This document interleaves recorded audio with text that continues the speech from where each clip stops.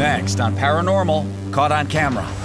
An investigator walking along Route 66 It's really spooky out here at night. crosses paths with a haunting figure. I don't know what the heck was that. Thank God I didn't see it in the time, because if I did, I probably would have ran the heck out of there. Next on Paranormal, caught on camera. An investigator walking along Route 66 It's really spooky out here at night. crosses paths with a haunting figure. I don't know what the heck was that. Thank God I didn't see it in the time, because if I did, I probably would have ran the heck out of there. Did a man camping in England Sucks. capture proof of a legendary cryptid? He might have just found the English version of the Sasquatch. A woman's home security camera captures a shadowy figure in her hallway. I really have no idea what it is. It just is kind of spooky. And even more paranormal footage you have to see What the to believe. What is that?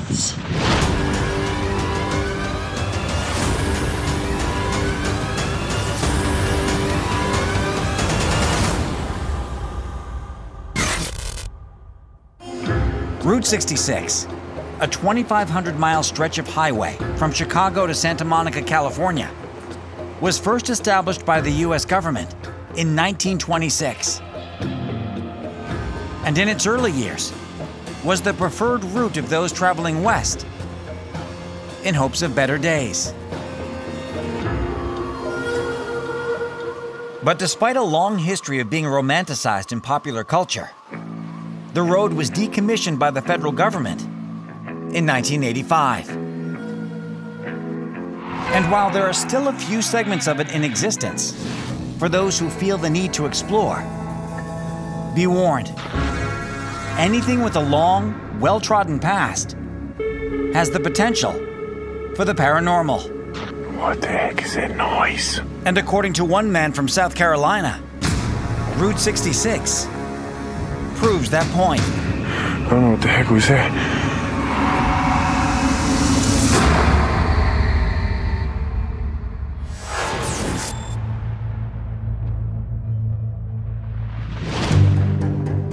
August 2017, Peach Springs, Arizona. It's 3 a.m., and paranormal investigator James Montanus is recording a video for his fans online. It's called the Route 66 Challenge. Basically, you have to spend at least 1 hour outside somewhere on Route 66. Wish me luck.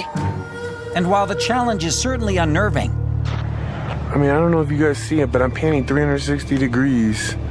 Literally everywhere I can go. And I don't see anything. What the heck? it's not until about halfway in that James films something truly terrifying. Yo, I just heard a noise. What the heck was that? I don't know what the heck. I don't know what the heck was that. Did you see it? Watch again, in slow motion. As James pans his camera away from the noise, a shadow figure appears, where moments ago, there was nothing. Though James doesn't see it at the time. My name is James, and this is my video. Yo, I just heard a noise. When I released the video, probably 30 minutes later, people started messaging me, telling me about it. So that's when I went back and I looked at it. And honestly, thank God I didn't see it in the time, because if I did, I probably would have ran the heck out of there. I don't know what the heck was that. There's no clothing detail, there's no facial features, nothing. It's just like a black hole in the form of a person. As you look at the surrounding area, it's pretty clear that if someone had run up to the side of the road very quickly, there would have been a lot of noise as it traipses through the brush and the grass and everything. But we don't hear any disturbance. What the heck was that? I don't know what the heck. I don't know what the heck was that. Many times in the field, when we see things like this, these black, shadowy figures, they're not always standing still like that, but when they are, it's a little foreboding because I almost take it as careful where you tread. I am right here. I am observing you. What are you doing here? And though the figure seems to disappear after being filmed, James's evening is far from over. Watch very closely. Oh, God. What the hell was that? What the hell was that? What the hell was that? So I see this, like, what looks like a mist coming toward me, but what's really crazy is I felt almost like this rush over me. It's just like something came over me, something passed by me. Oh, God. What the hell was that? What the hell was that? What the hell was that? Shadow figures have a tendency to move and, phenomena can change. So it could be the same energy or it could be a completely different energy. What we see rushing the camera is not in the same color profile as the shadow person. So it leads me to believe this could be something else. It could be that there's multiple things happening at once. I don't know what the heck was that. Which, given the history of Route 66, is certainly possible. Whatever that black shadow thing was, to me it seems like it must have been the ghost of the person that died along that road. And I would imagine there's a lot of people that died along that road. In its heyday at times, it was called in newspapers Bloody Route 66, because there could be upwards of 5, 6, 7 accidents all in one day. All too aware of the history, James speeds through the rest of the road, ending the challenge about 15 minutes early. Oh, we made it back. Oh, thank goodness. All right, road, I'm not gonna miss you that much. And regardless of what the shadow may have been, for James, the message is clear. Approach whatever's left of the storied Route 66 with extreme caution. If you're gonna try the Route 66 challenge, be safe, have somebody there with you. You don't know if there's a person out there. You don't know if there's an animal stalking you or something even scarier. I don't know what the heck was that. Coming up, did an outdoorsman in England Sykes find evidence of Bigfoot?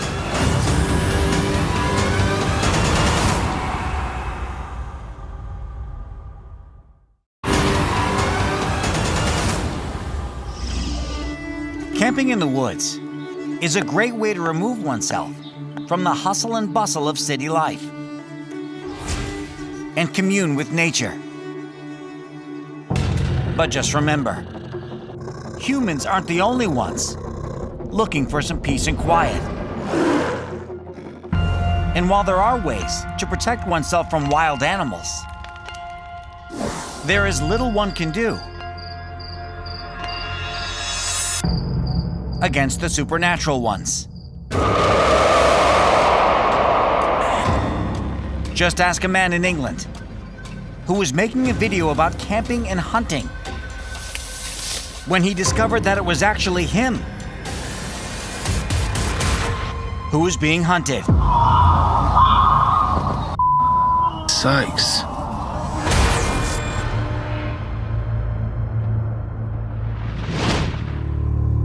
Early May 2024, in North Downs, England. Carl Gearing is out in the woods, recording a video for his online channel about bushcraft. We've had one hell of a storm come in here the last couple of days, so I'm just coming in to check the cameras, make sure they're all still okay. When he comes across something bizarre. Look at that. That's massive. That looks like a toe as well. It's a large, humanoid footprint. My God. And it freaks Carl out. Hello, my name is Carl and these are my videos. I was just generally going through the area as I would do normally. And yeah, there it was, stuck out like a sore thumb. Look at that. When I see it, I thought to myself, something about it wasn't right. That looks like a toe as well. Oh my God. It's screaming alarm bells when someone's not wearing shoes that far in the middle of the woods. There's another impression up there as well, but this is seriously something worth noting. Concerned about what he's discovered, Carl sets up a trail cam, pointing toward the footprint to keep an eye on the area. So we are live. We've got a blue light on there. So that's showing me that's got plenty of signal. A few weeks later, Carl decides to go camping, a little bit further away from the area where he saw the footprint. I've been camping in different areas of the woodland trying to find out what's been going on. So far, nothing seems out of the ordinary. So Carl turns in for the night, around 10 p.m. I'm absolutely shattered, so I'm going to get my head down. About 4 hours later, he is woken up by something truly terrifying.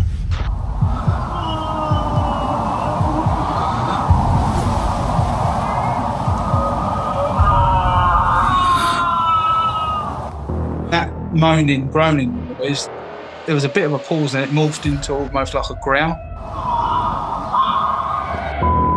Sakes. It's not an animal, definitely not an animal. All the times that I've stayed out in the woods, I've never heard anything like that.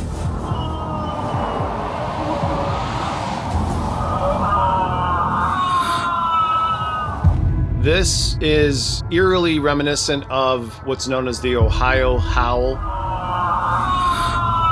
Bigfoot howl. You're hearing these long, drawn-out,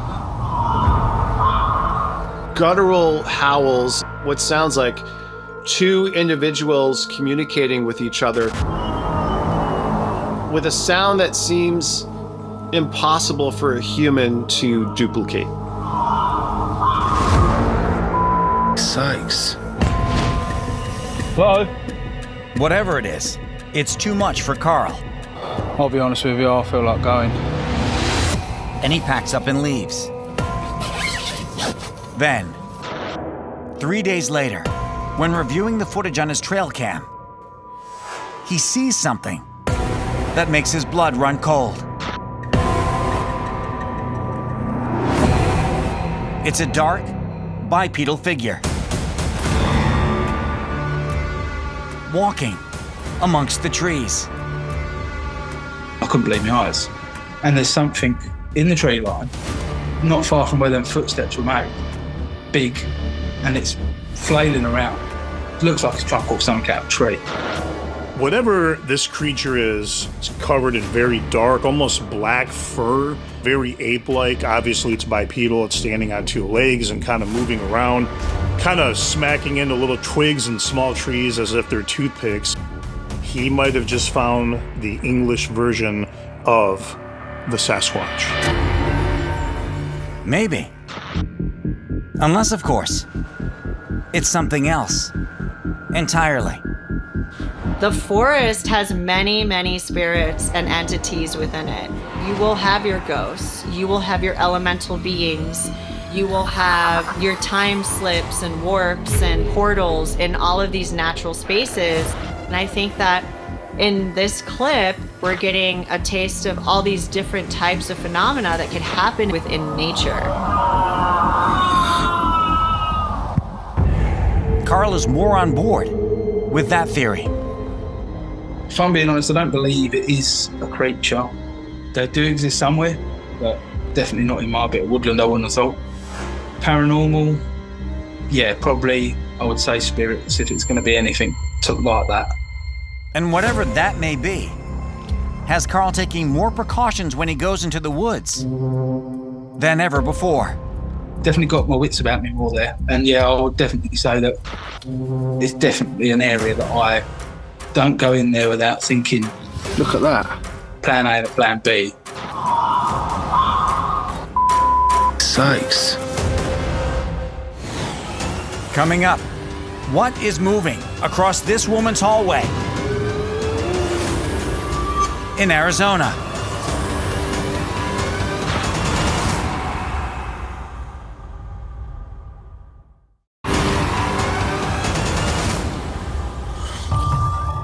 If you hear unexplained sounds, see lights flickering, or get a sense that you're being watched, it doesn't necessarily mean your house is haunted. Unless, of course, you get that one piece of evidence that seems absolutely irrefutable. Just ask a woman from Arizona who suspected something was amiss in her home for quite some time, until footage from her security camera all but confirmed it.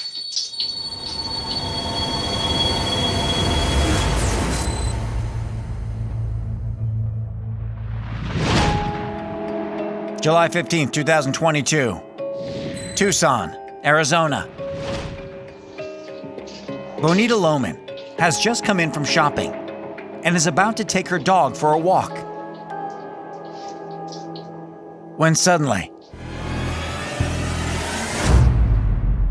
watch again, as a dark, shadowy figure moves from right to left before disappearing into the wall, which Bonita is not even aware of until she reviews her home security camera later. My name is Bonita, and this is my video. I needed to figure out what time I had come home for another event, and I went back and looked at my camera to look for the timestamp, and that's when I saw the figure. So I never saw it live. I only saw it on video, and only coincidentally because I needed to know what time I had come home. It looks to me like a person or a dark shadow. I really have no idea what it is. It just is kind of spooky. Not sure what to make of it, Bonita immediately sends the footage to her daughter. But she too is baffled. So the next time her daughter comes over, they try to debunk it. We did try to recreate this shadow. We had a person walk in the 2 places or 3 places where we thought there might be a shadow that would duplicate this one that came through, but we were unable to duplicate it. Whatever's casting that shadow would have to be between the camera and the shadow on the floor, because it's coming directly from our vantage point. Yet there's clearly nothing we see there, but we certainly see the shadow on the floor. This shadow seems to come from a point that feels illogical. It doesn't feel like it should be there, because the light that's coming into the room is coming from very specific sources. They're not reacting to what's happening, but yet there it is. Perhaps they don't react because it's simply not visible to the human eye.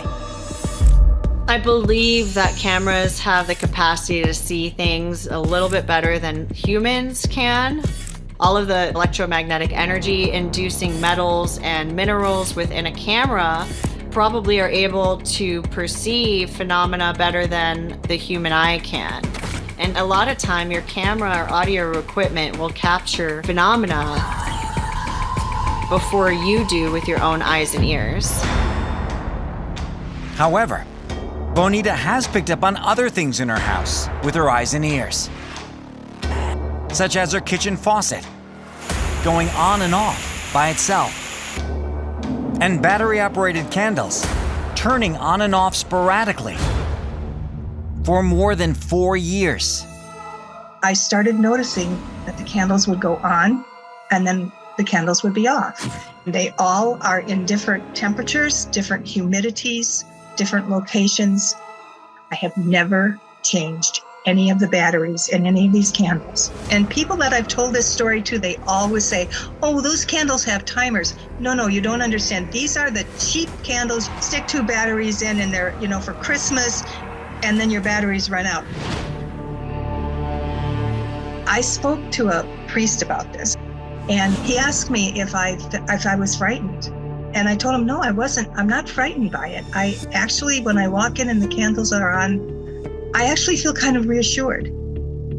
To me, this is an intelligent haunting. It's doing several things to let her know, hey, Bonita, I'm here in the house.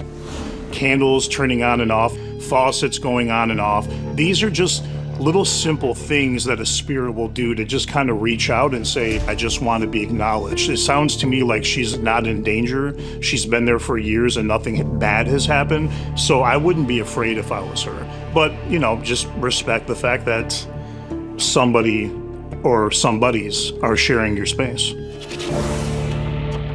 Somebodies that Bonita is luckily not too worried about. And she's glad to have captured the shadow to validate what she had been sensing all along. Now there's the record that there is something that is happening in my house. In the past, what I did was, oh, that happened. Okay, I just move on with my life. Now I'm a little bit more cognizant of documenting time and place and maybe what's happening around me. Prior to this, it was just something that was a part of my life.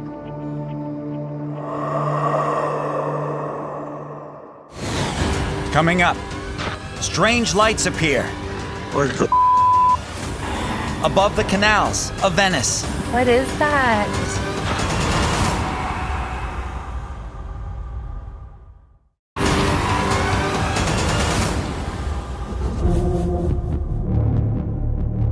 Aside from capturing it on camera, one of the best pieces of UFO evidence is multiple corroborating reports confirming the same extraordinary scene. Which begs the question, why are so many alien sightings by a lone witness whose proof is just their word? There could be many reasons, but perhaps the best one is what one couple realized during a recent trip. Not enough of us are looking up. What is this? YOLOs. Nobody is paying attention.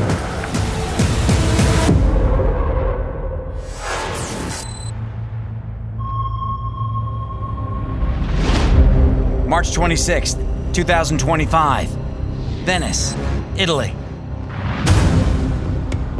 Eric Bray and his wife Scarlett are walking along the canals after dinner, taking in the sights while on vacation, when something in the sky catches their attention and prompts Eric to start filming. What is that? I don't know. It's a number of different colored lights floating amongst the clouds. And Eric and Scarlett are baffled. Look at that one is red. It keeps changing colors. My name is Eric, and this is my video. There seemed to be several of them, like 4 prominent ones, and they were staying really static. And then they would kind of like fade out and then come back in another place nearby. It doesn't look like it's going like from the earth up. So it was a little offsetting, actually. We didn't know what to think about that. Now there's 4. What the red one's like coming and going.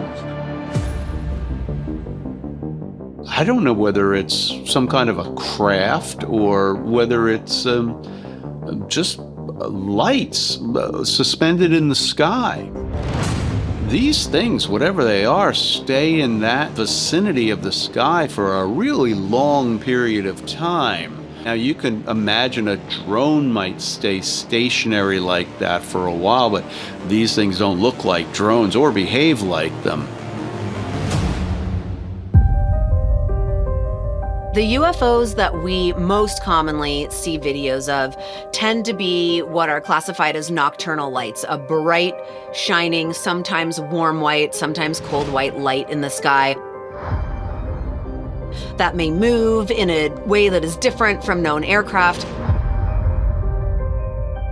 These are way more diffuse. These are way different. They're clearly light shining through the clouds. So if there's a craft or an object that's making this light, it's not what we're looking at. We're looking at sort of the diffusion of the light around them. Are they moving at all? I can't tell. Oh my god, now they just all kind of like disappeared. A few of the mysterious lights start to fade away as something else suddenly enters the airspace.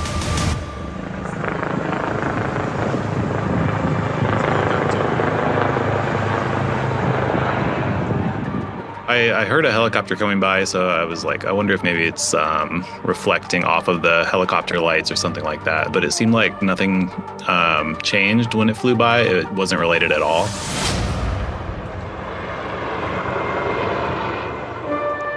You see a helicopter fly over the city. That really gives you the context of how high these lights in the sky are. These are definitely not stars. These are not northern lights phenomenon, if you will. These are not planes. It's really kind of amazing. This was a truly phenomenal capture, and I'm glad that they decided to film it and stand there for as long as they did. Once the helicopter passes, There they are, there they are. Look, it's back, right. the lights return. And while it's unclear if whoever was in the helicopter noticed the light anomalies, what's most bizarre for Eric in this situation is this. Nobody is paying attention.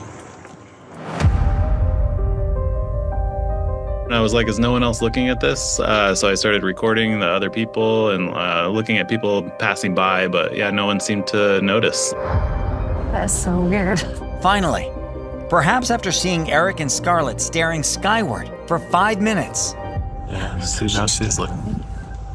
No, they're looking over here. Well, we don't know. It gives me some comfort in knowing that whatever this clip is, it's obviously not faked. Yeah, see now she's looking. They're having a communal experience of viewing this with other people on the street, and nobody on the street seems to know what's going on in the clouds above them. I want it to be aliens, but We all do. Yeah. Whatever Eric, Scarlett, and a few others witnessed that night above Venice remains a mystery. But the sighting has left a lasting impression. We've always kind of believed in aliens or life out there. So when we looked up at the sky and saw that, we were surprised to see it in person. It would hide in the clouds, though, wouldn't they? They would. The aliens. You know, afterwards, we just had a lot of questions, and we're talking about it for a couple days after, actually trying to make sense of it all. What are they? I don't know. We don't know. It definitely could be aliens. Now there's 4. What the? Coming up, urban explorers in Argentina capture a corpse's hand, retreating into a coffin.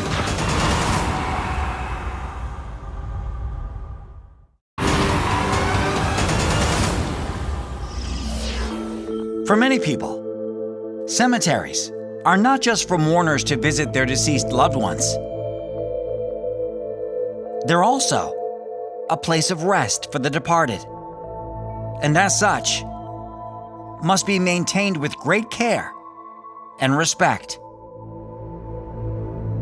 Because if the grounds are disturbed, or worse, fall into disarray, those who still dwell there might want to have a word.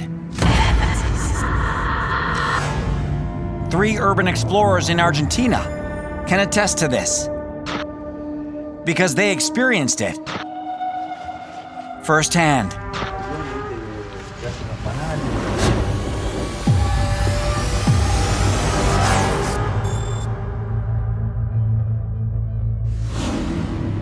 February 1st, 2023. Buenos Aires, Argentina. Urban explorers Christian, Nye, and Gia are walking through La Plata Cemetery, hoping to encounter paranormal activity to post online, as they and many others have done before.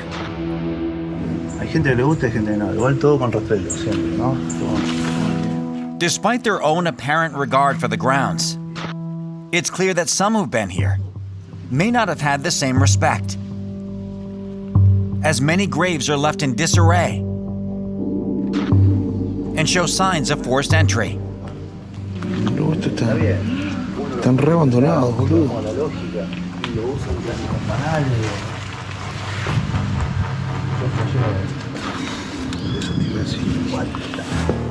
After exploring the entirety of the cemetery, the men leave, believing it to be a bust in regard to catching anything paranormal. That is, until they post their video online, and one of their viewers spots something peculiar. Watch very closely. Están re abandonados, boludo. Did you see it? Watch again, in extremely slow motion, as a pale hand seems to slither back into the coffin. Hello, I am Christian Mardones. I'm Nay, and this is our video.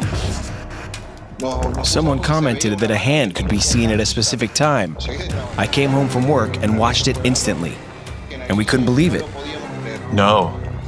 It left an impression. We were speechless. When you slow down the footage, these fingers don't look ghostly at all. In fact, they look tangible, substantial. I almost feel like we shouldn't even be talking about this in terms of a potential ghost. I'm straight up thinking vampire or zombies here. There's no mistaking that it's a hand. I can't imagine what else it would be. Although it doesn't look like a living human hand, it looks like a ghostly apparition of a hand. It's interesting because the hand seemed to almost be like skeleton. It looked like something maybe decayed or decaying, and it moves really fast. Like it was caught. Like it didn't mean to be seen. Maybe it didn't, though Christian doesn't think it was hiding. So, I believe there are some moments when portals are open between this plane and the afterlife. And in some way, that being wanted to reach out to us. Possibly. But if so, why? The crypt was definitely damaged. It looked like it was broken into. The coffin was probably opened up, and whatever jewels or whatever they might have had on the body was probably stolen. Maybe a spirit took this as a sign of disrespect, and he is spending some time there and trying to keep people away from his final resting place and to leave him in peace. One of the main goals of a cemetery is this idea of eternal rest. And so seeing a cemetery like this in obvious disrepair, this is the opposite of eternal peace. This is someone who is supposed to remain at rest, who has clearly been disturbed in a number of ways.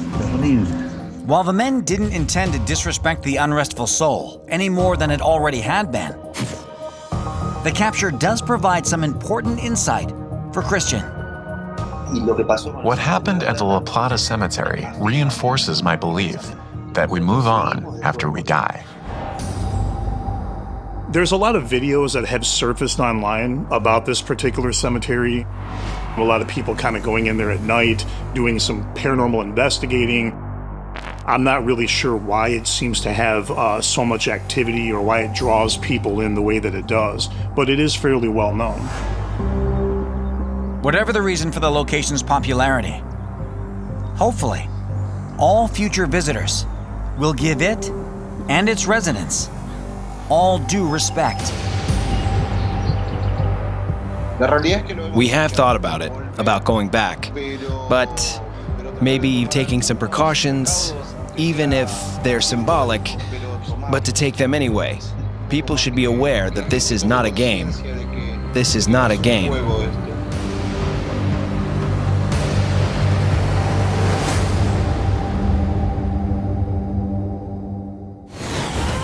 Coming up, strange blue orbs deliver a message to a woman in New Jersey.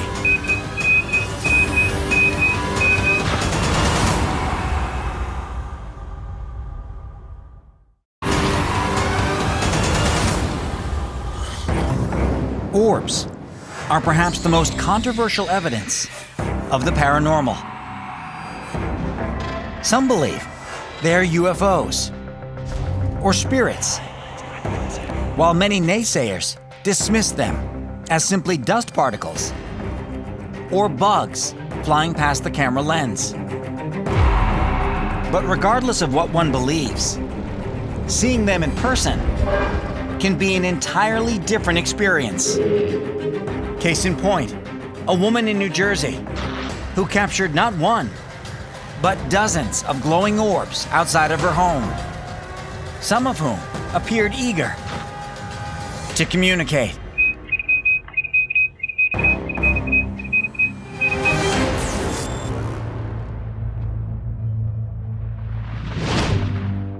April 15th, 2024, in Manahawkin, New Jersey. Kathy Bond is relaxing after a long day at work, when suddenly she feels a mysterious pull toward her window, compelling her to take out her phone and record.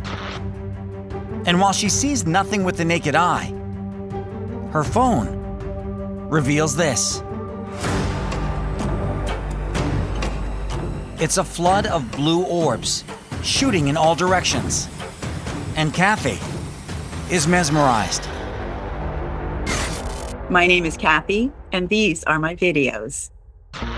We had some kind of disturbances in the past with neighbors and things. I thought, I'm going to go to the spare bedroom, push up the window, and put my camera near the screen, because something could happen. And I just sit there. And I'm like, why am I sitting? Okay, well, whatever. It was a calm night. There was no wind. There was no snow, no rain. And it's a cul-de-sac. There's not a lot of traffic. And then I look through the viewfinder of my cell phone again, and I see these it looks like strips of white tape coming at the house, coming from above, coming from left, coming from right, doing these amazing turns. And I'm thinking, wait, what is this? My first inclination is to say that these are likely insects, but there's a couple of problems with that theory. These are really intense. Kathy can't see them with her naked eye, so they probably have to be very small, yet you can see that it looks like they're originating from way across the street. So if they have to travel that distance and they're small, how are they showing up so intensely lit? The fact that you just see these objects going in a multitude of directions, you can tell that this isn't just being controlled by wind, that this is dust. These different objects, these orbs, seem to have a mind of their own. A mind of their own, and perhaps a language. Listen closely.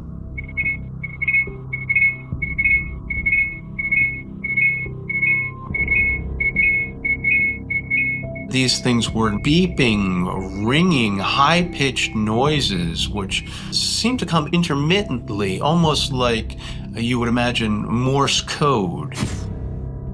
But this code appears to decipher itself. Listen again.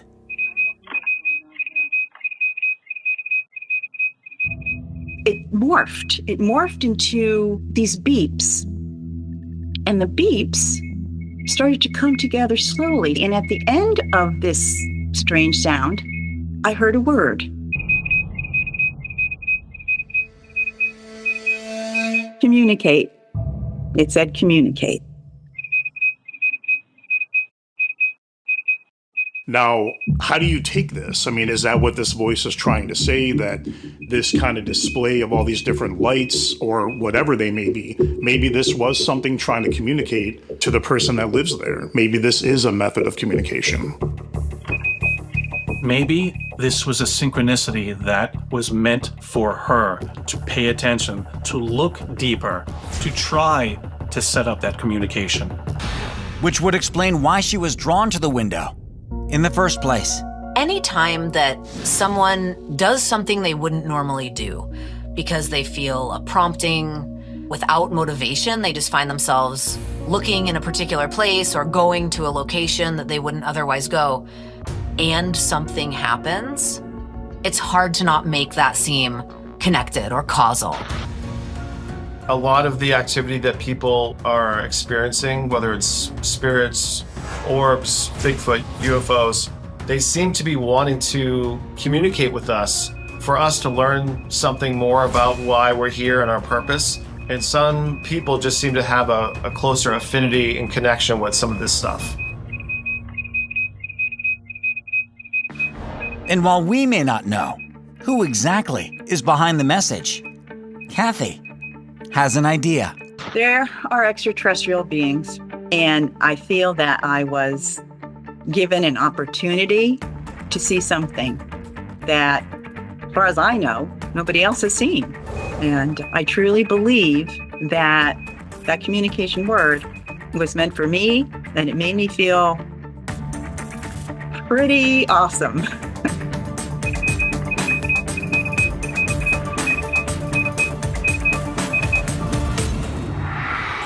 What should you do in the event you witness something paranormal? Here are some tips to get it all on camera. Check your footage, and then check it again. Trust that what you're seeing really is otherworldly. What is that? Don't stop recording. Yo, I just heard a noise. Even if you're scared. I don't know what the heck was that. And if you do catch something, email us at submitparanormal@gmail.com. Your footage could be seen right here on Paranormal Caught on Camera.